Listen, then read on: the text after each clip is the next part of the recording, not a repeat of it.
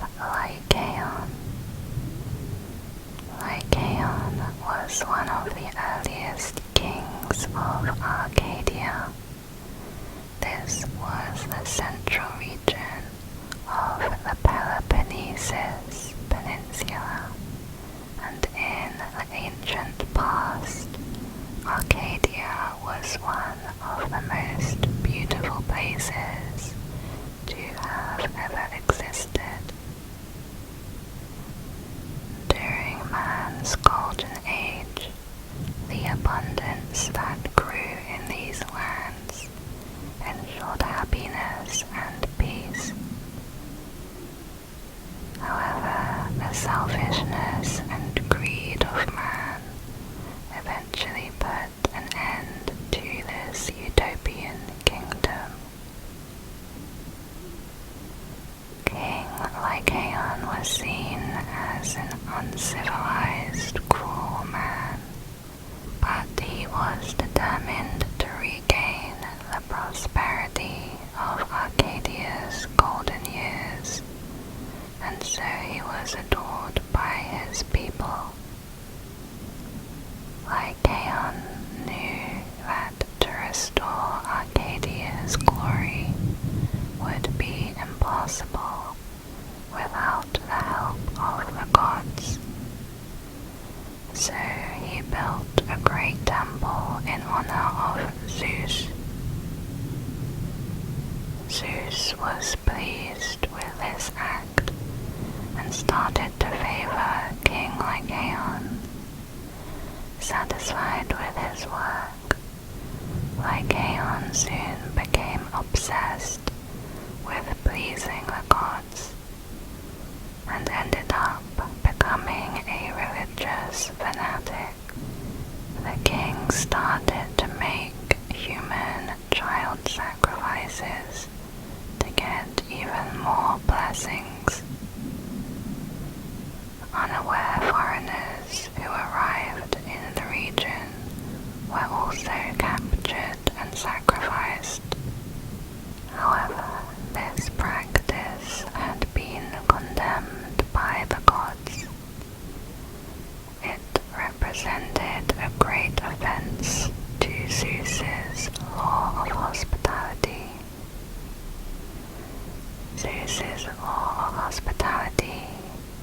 Zeus's law of hospitality says that to any stranger that comes to your home, you, the host, must be willing to feed, entertain, and even offer them a bath or anything they might need, and also give them a parting gift. After hearing about what was going on in Arcadia, Zeus disguised himself as a laborer to test Lycaon and his sons. When he arrived, Zeus was taken to the palace, where he would be delivered as a sacrifice.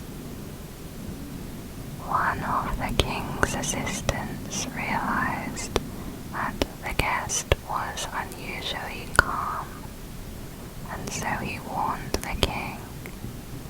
He said, "My lord, there's something odd here. This man's calmness disturbs me. Perhaps Zeus is testing our hospitality, as he did with Philemon and Balkis."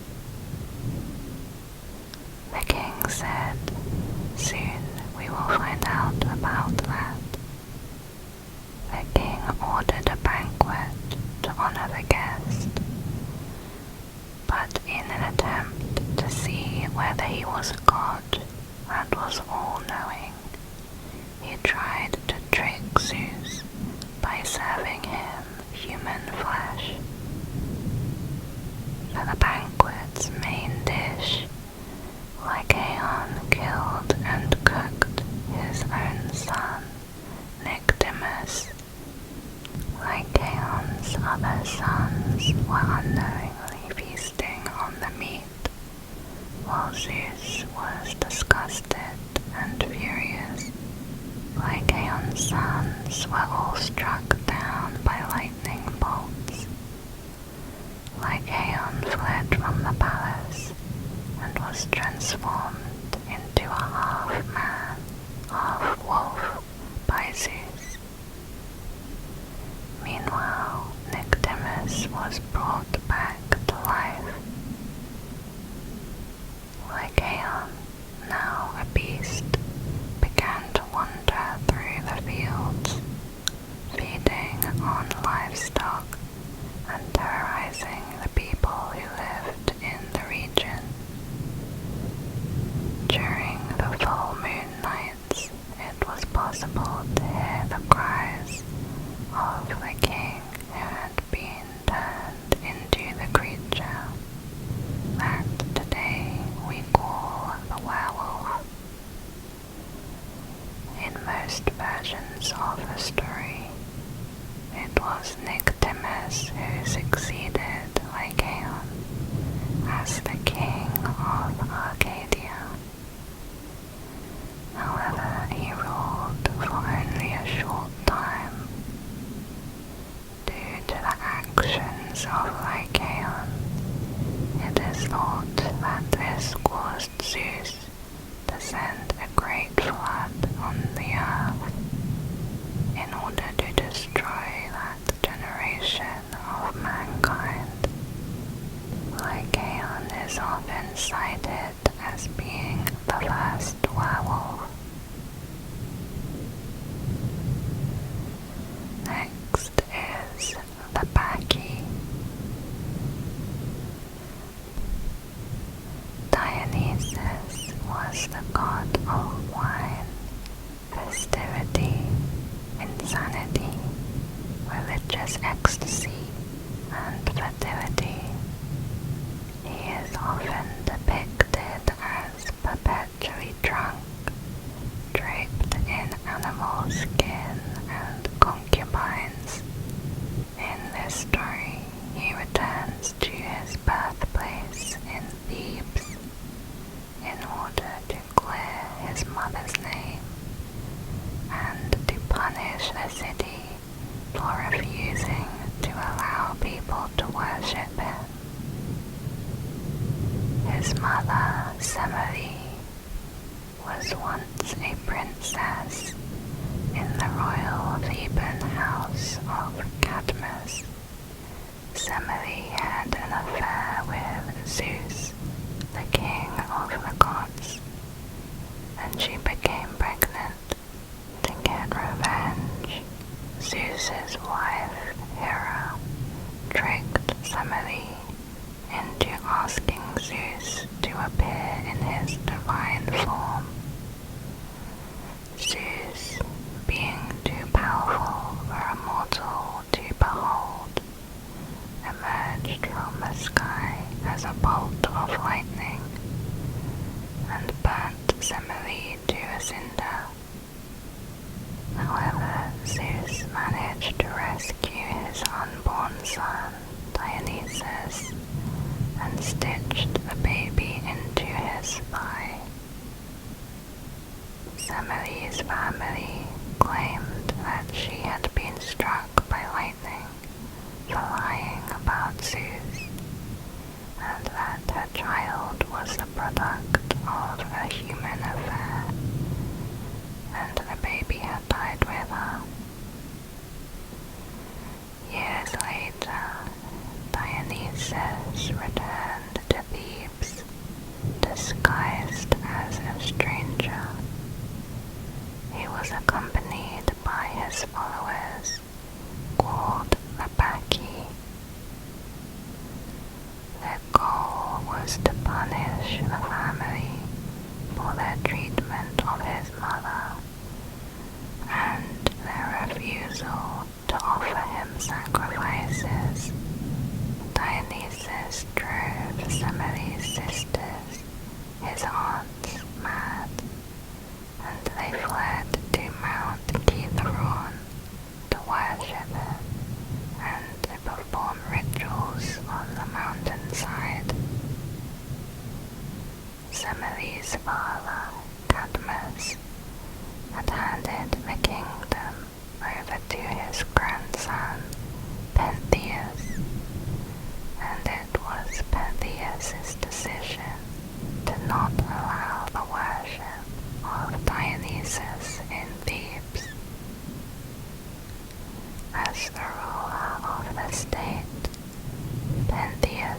was threatened by the Dionysian rites that were bringing the women from the city into the forest.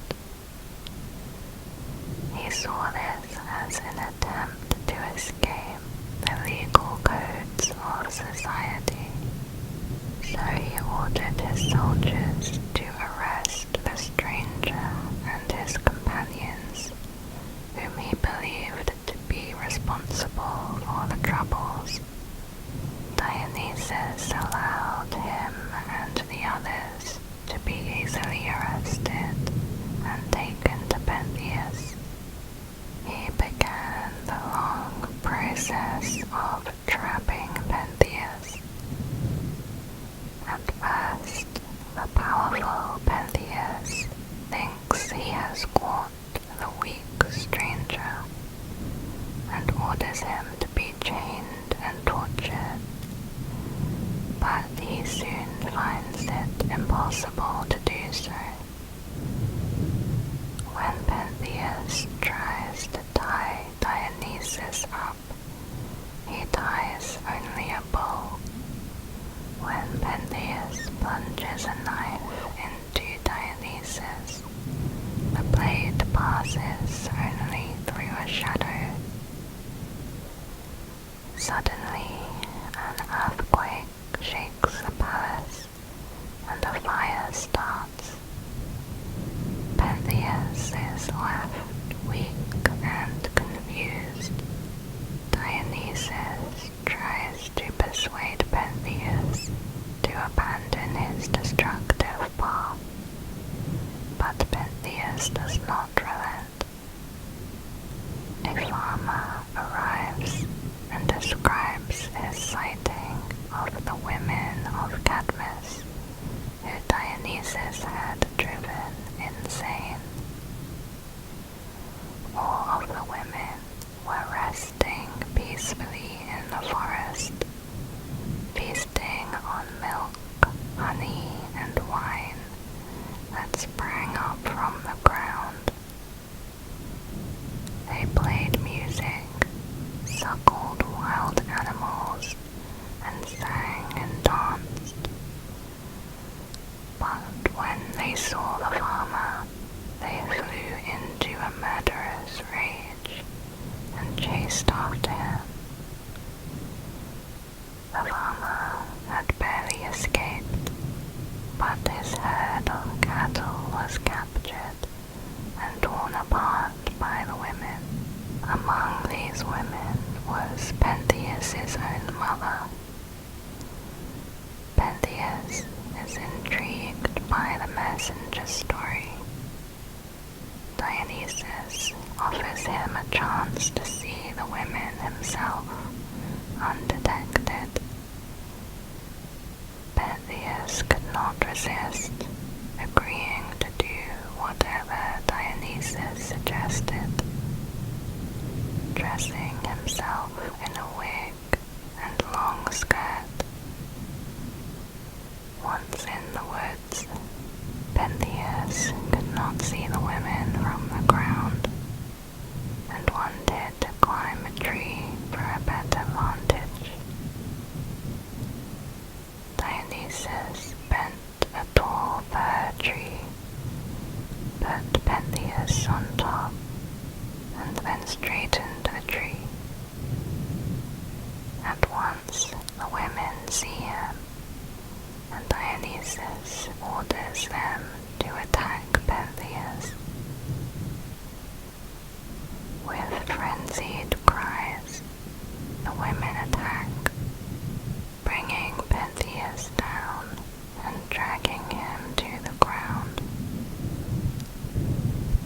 As he falls, Pentheus reached out for his mother's face and pleaded with her to recognize her son, but driven mad by Dionysus, she and the others proceed to brutally rip her son to death. Pentheus's mother returns home, carrying his head. She is still deluded and boasts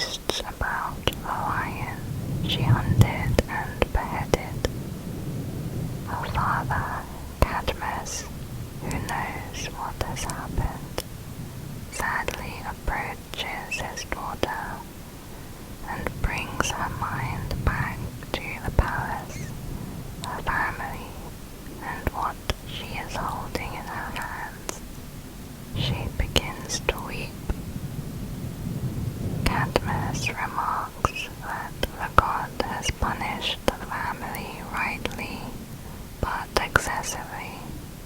Dionysus then appears in his true form to them. He banishes Pentheus, his mother, from Thebes, and announces that Cadmus and his wife will turn into snakes. Next is Orpheus and Eurydice. The tale of Orpheus and Eurydice is one of the most famous Greek myths. Orpheus was a singer, poet, and he played the lyre.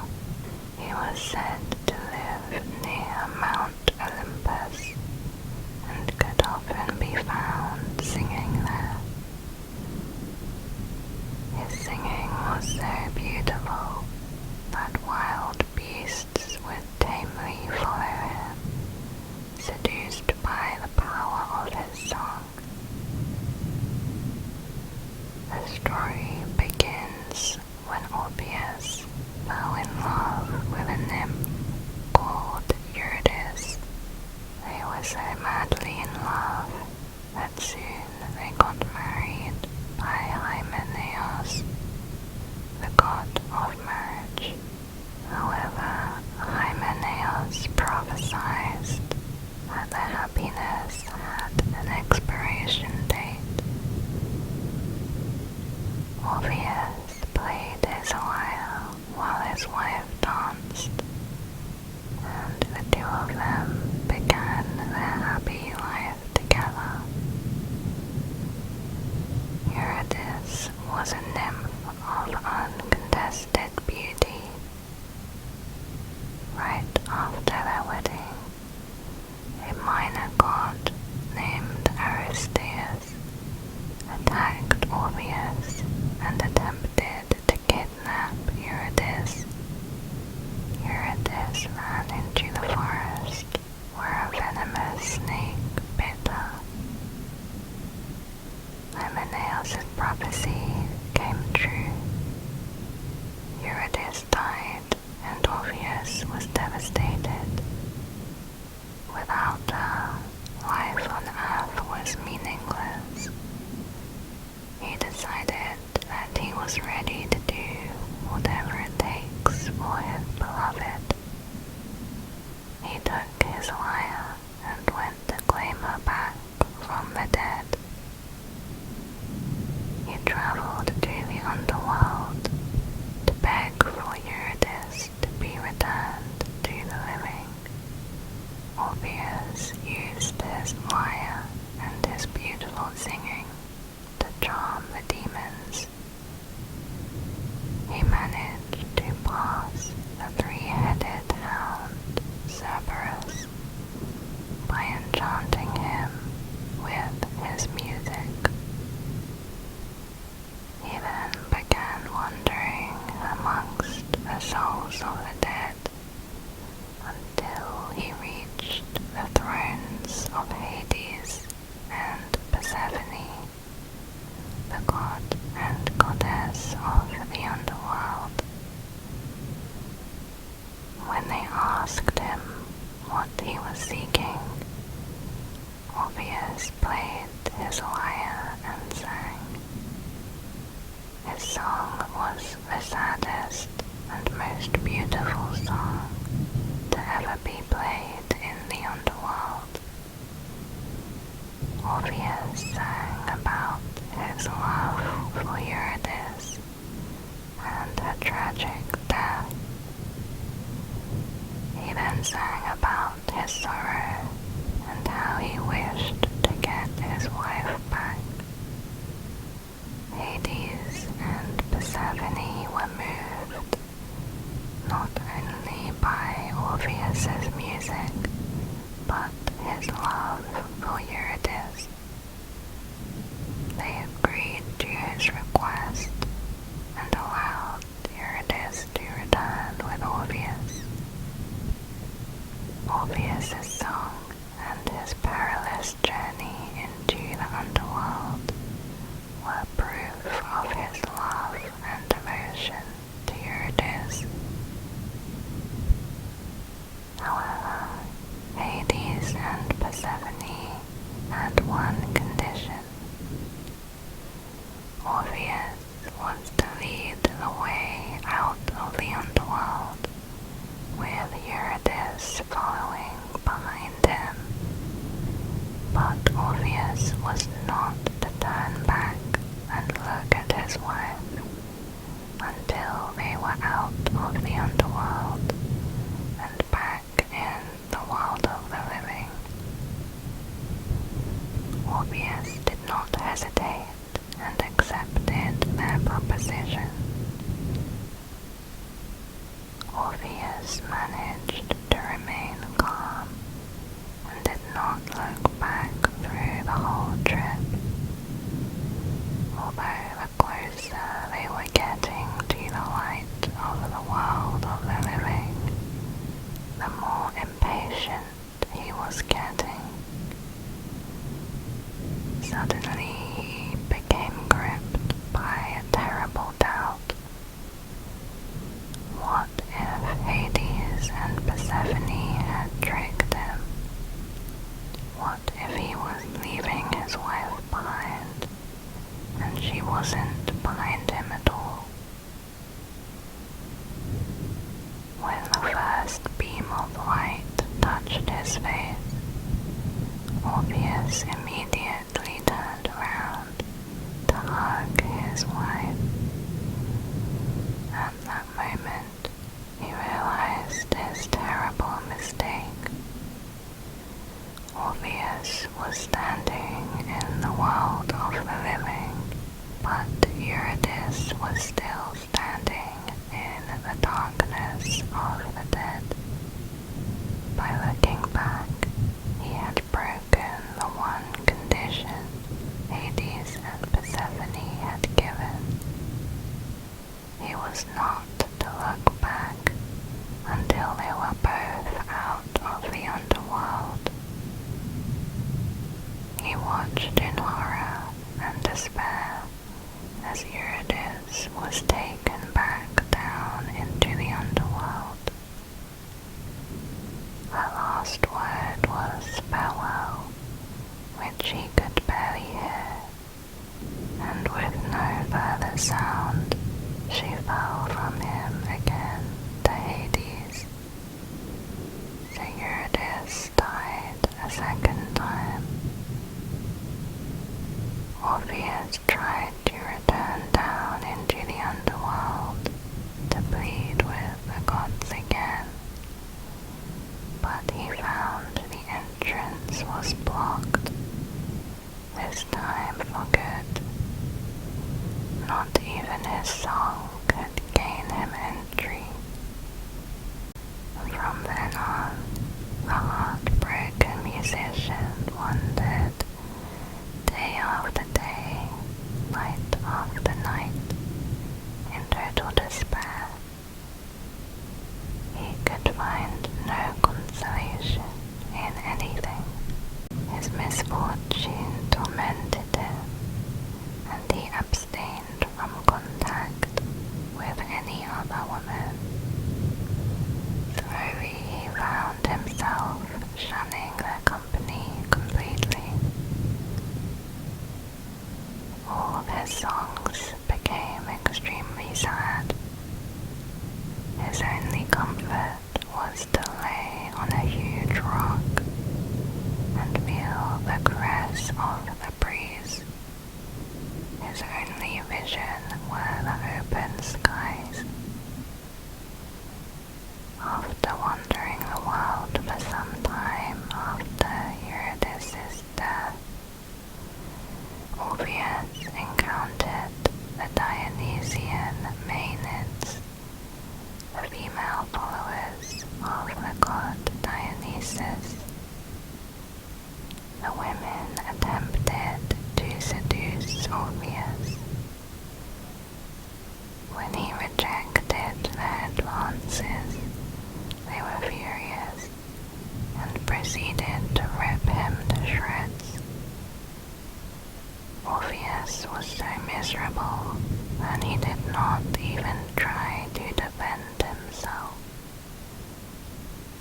the women killed him, cut his body into pieces, and threw them and his lyre into a river. It is said that his head and his lyre floated downriver to the island of Lesbos. There, the Muses found them, and they gave Orpheus a proper burial ceremony. People believed that his grave emanated music. His soul descended down to Hades, where he was finally reunited with his beloved Eurydice. Next is Minos and the Minotaur. Persephone, daughter of the sun god Helios, was the queen of Crete. Her husband, King Minos, had refused to sacrifice a beautiful white bull he promised to the god Poseidon, instead deciding to keep it for himself.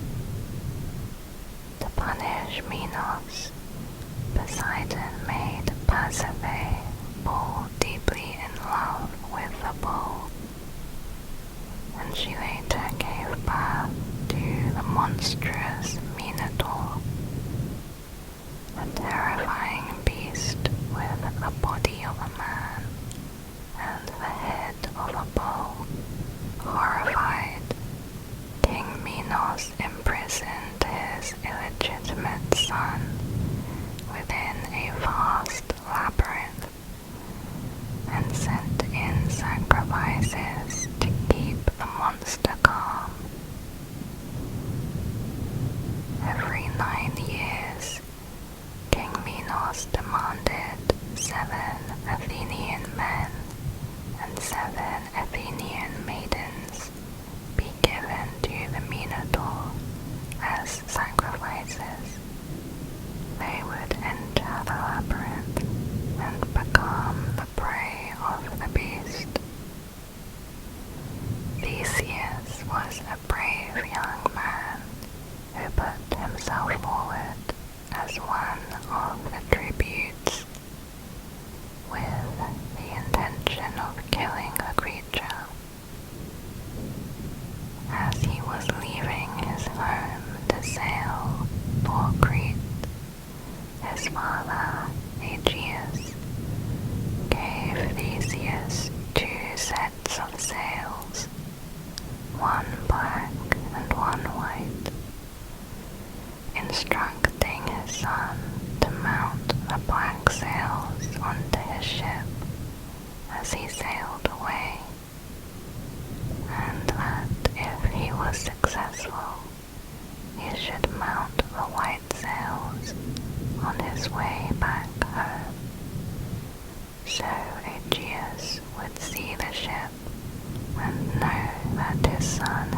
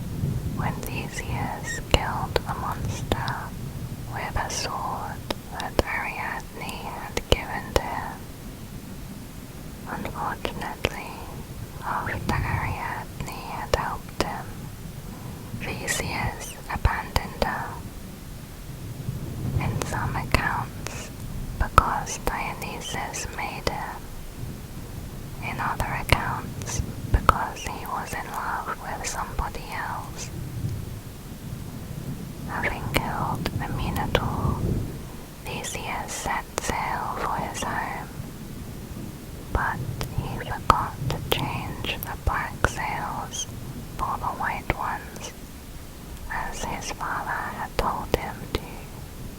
Aegeus was waiting at the top of the Acropolis for his son to return. He saw the black sail ship returning and believed that his son was dead. Aegeus plunged himself into the sea below and drowned, and this is why that sea is named the Aegean today. Next is Persephone and Hades. Persephone was the daughter of Zeus and Demeter, the goddess of harvest and fertility. One day, Hades, god of the underworld, saw Persephone and instantly fell in love with her.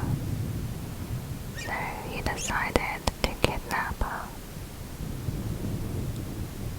Hades confided his secret to his brother Zeus, asking for help, and the two of them concocted a plan to trap her. In this version of the story, Demeter was present when Persephone was kidnapped by Hades. One morning, when Demeter descended to Earth with her daughter Persephone, she left Persephone to play with her friends, the sea nymphs. Demeter went away to supervise her crops.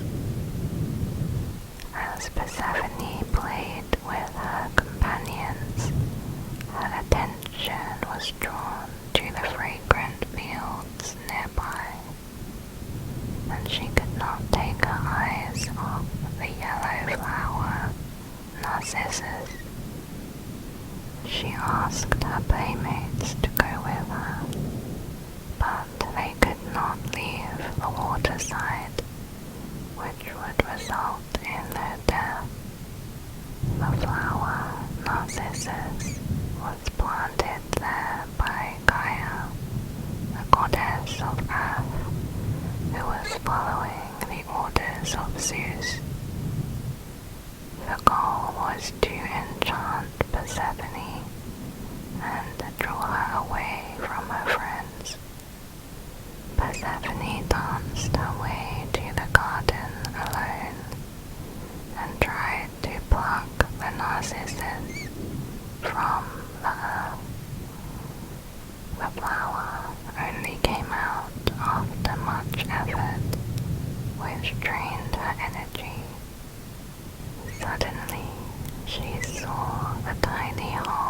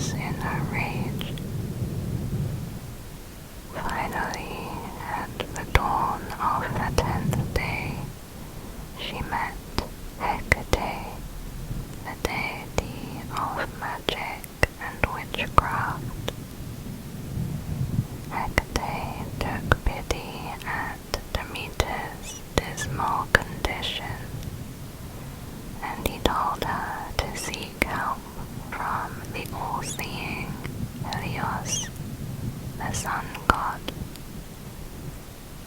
Helios told Demeter that Hades had dragged Persephone into the underworld and made her his wife. Demeter begged her brother Hades to allow Persephone to come back to the world of the living, saying that the young Persephone was not supposed to be in the underworld. Hades consulted with Zeus, and they both decided to allow Persephone to live on Earth for 6 months each year, while the rest of the time she would be by his side in the underworld. Before leaving the underworld, Persephone had been persuaded to eat seeds of a pomegranate. In ancient mythology, to eat the fruit of one's captor meant that one would have to return to that captor or country. So Persephone was doomed to return to the underworld for 6 months of the year. But she was allowed to spend the rest of the year with her Earth mother, Demeter. The myth of Hades and Persephone is associated with the coming of spring and winter. When Persephone comes to the earth, it's springtime. When she descends to Hades, it's winter. During that time, Persephone spent in the underworld. Her mother was sad and neglected her harvest, so she would leave the earth to decline.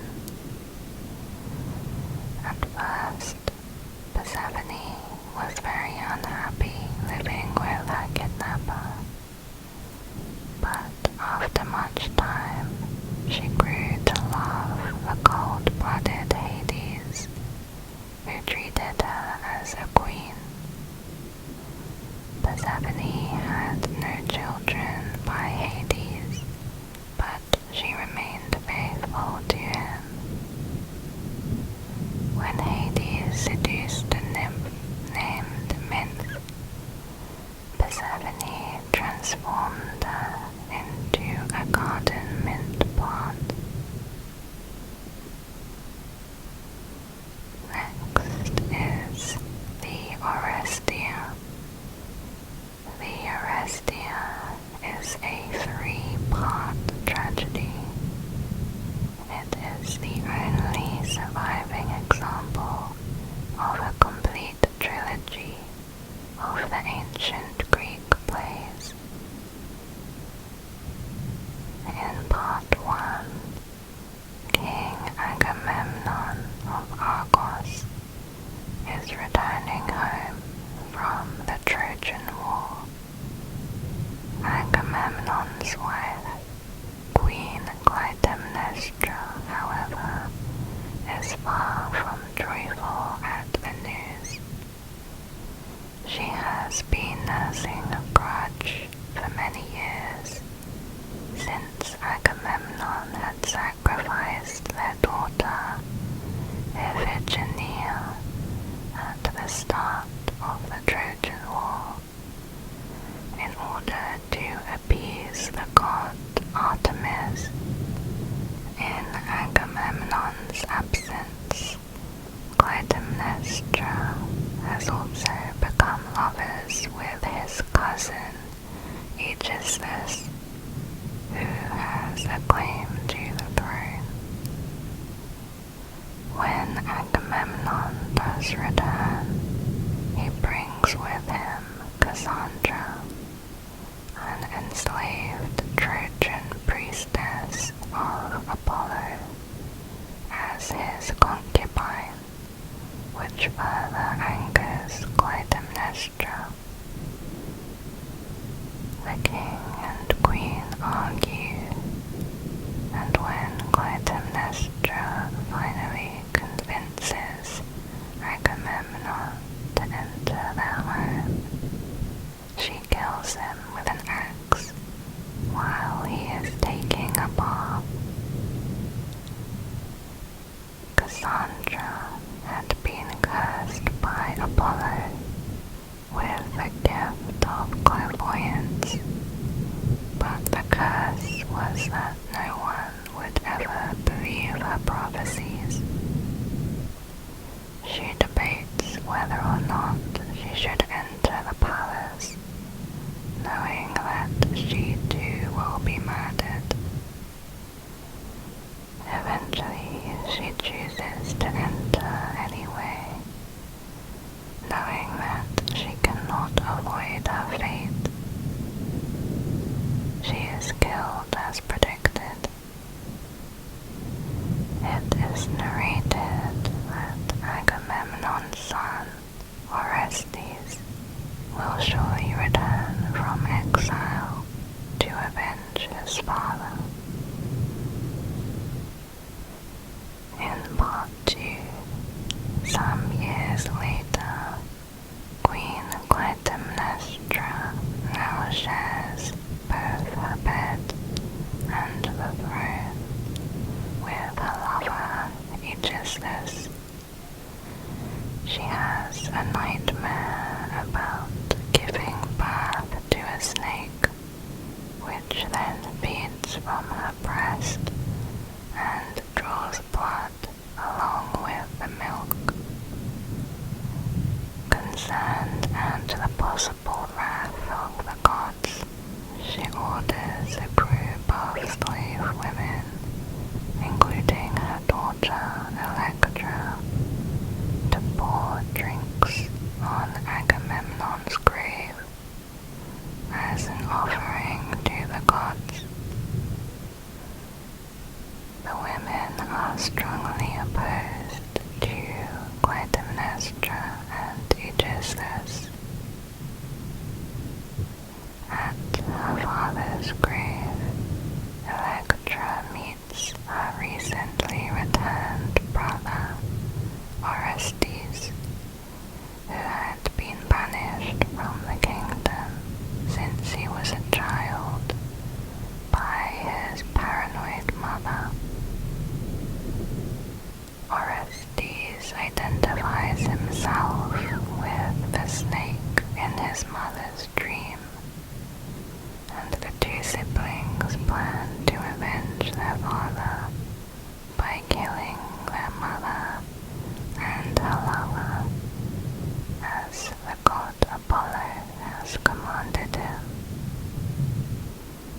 Orestes and his childhood friend Pylades pretend to be ordinary travelers, asking for hospitality at the palace of Argos. They bring the false news that Orestes is dead and gain entrance to the palace. Orestes' old nurse, Selisa, goes to fetch Aegisthus to greet the visitors. Orestes then easily overpowers and kills him. Although his cover is blown, Orestes then seizes his mother, Clytemnestra, and threatens to kill her. She warns Orestes that if he kills her, he will be cursed, but persuaded by Apollo and Pylades, he kills Clytemnestra. Orestes proclaims that justice has been served and tries to justify his actions. But then the goddesses of vengeance, the Furies, appear from the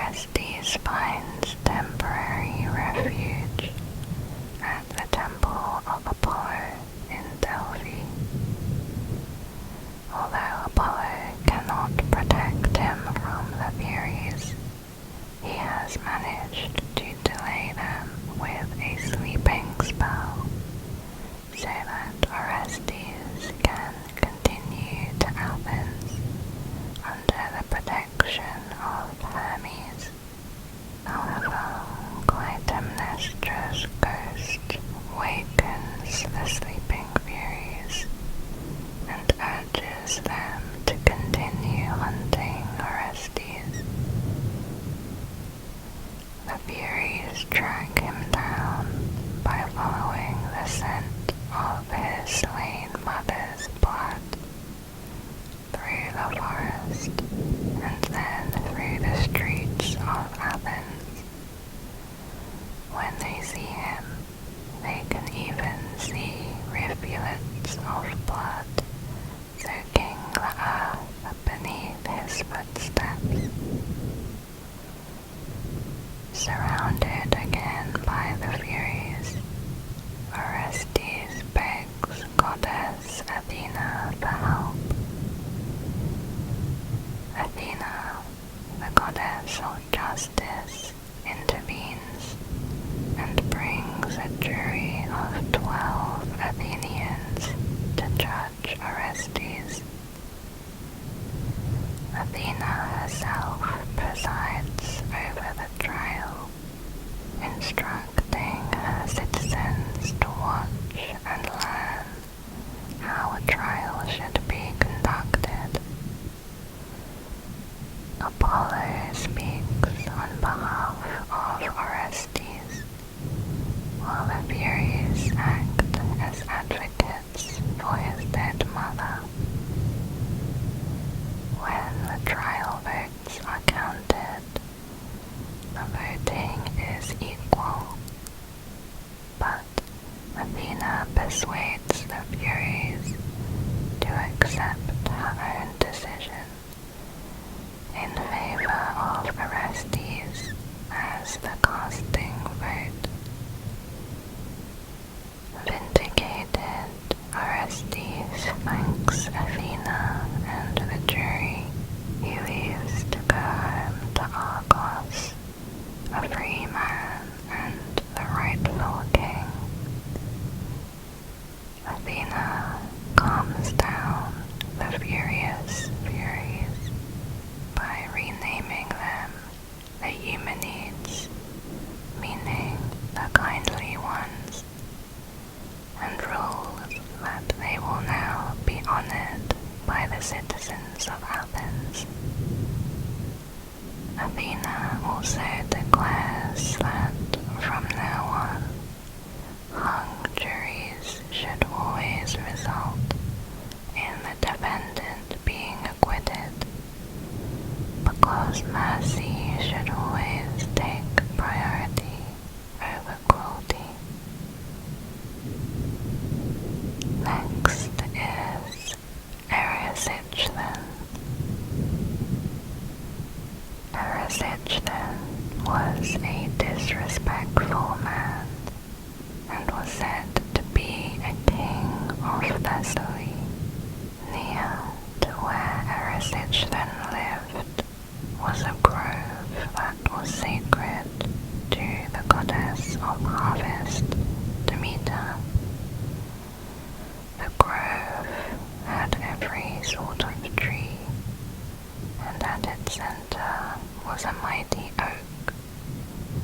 One morning in the grove, a ritual was taking place for goddess Demeter.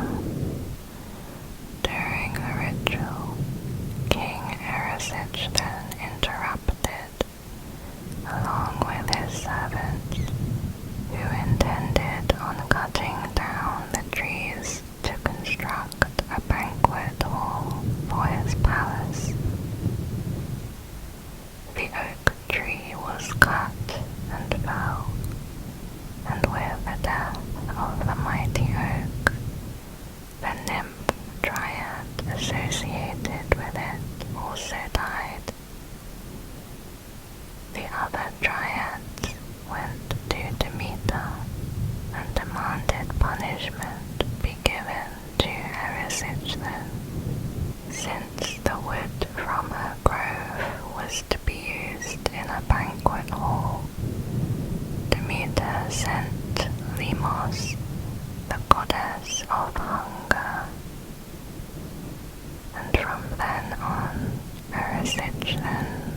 suffer from insatiable hunger.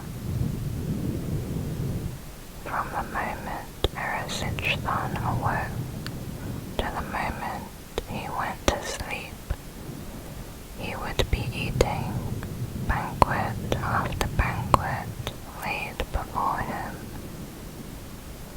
But the more he ate, the more he craved food. Demeter also made sure his nights were disturbed, and every night Erysitchthon would dream about food. Insatiable hunger was also said to have been a punishment given to Erysitchthon's father, Triopas, who had destroyed a temple of Demeter to get building materials for his own house. Soon, Erysitchthon's household had run out of food, and he had spent his entire fortune. He then ate his horses and mules, but still he remained hungry. Then Erysitchthon sold his own daughter, Mestra, into slavery so he could buy more food. Mestra prayed to her former lover, the god Poseidon, to ask for help. Poseidon gave Mestra the ability to change shape, which allowed her to escape from the man she had been sold to. When Erysitchthon realized his daughter could change appearance at will, he decided that he could sell her over and over again. This money was soon all spent on food,